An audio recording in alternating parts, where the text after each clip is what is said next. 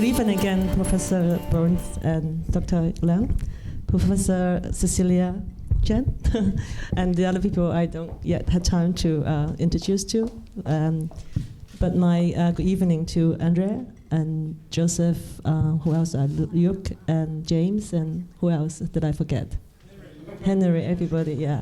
And fellow students and guests. So when Yuka asked me, then do you prefer just we video you and then just show you on tonight's opening? I said, oh, no, that is really impolite. And also, I will not miss this. I want to witness this foundation, the opening. I'm just as puzzled as Professor Burns about tonight, because these students started to talk to me about less than 2 months ago about their plastic shoes. And suddenly they came up to me again the next day. They want lunch with me, and they start take my brain and drill my brain about all this stuff. And then the next minute they're having this design by Joseph or somebody with the name or the logo. And look at this beautiful picture. Let's give them a big hand first before I give my speech.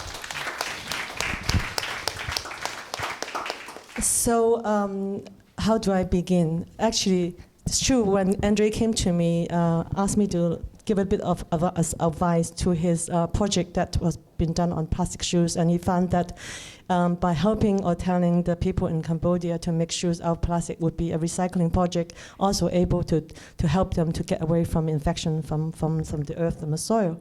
And I look at it, I went, well, yes and no, because I felt that maybe they don't need shoes, maybe that, in that kind of environment they need to grow and to feel the soil as a medical sense that children, when they grow up, and for my baby, they need to experience the earth and able to balance and sensitivity, etc. So we started this kind of debate and argument. They came in actually at the right time and the right place. In fact, I have to thank them because they actually helped me to convince myself and kind of like prove my thinking is correct about this capstone experience that the university is going to launch very soon, that every single graduate of Hong Kong, you have to pass these capstones.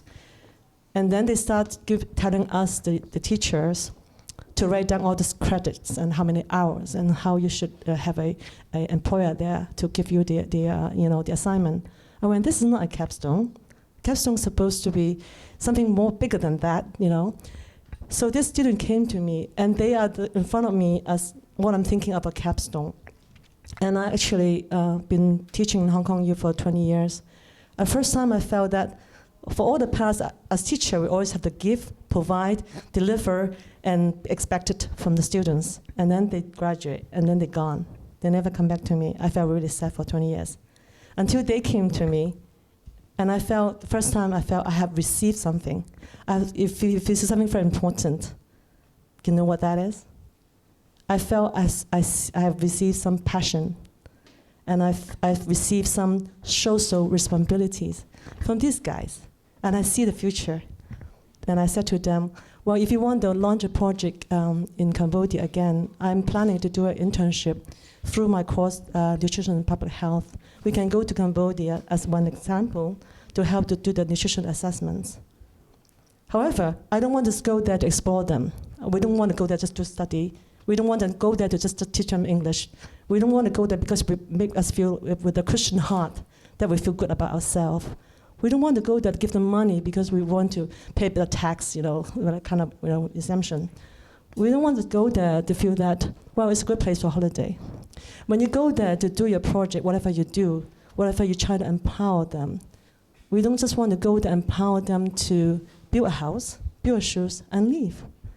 I mean, we should have a foundation, alumni, something like that can sustain, for a long time. This guy is going to build this so-called the foundation. The foundation, it doesn't have to be money.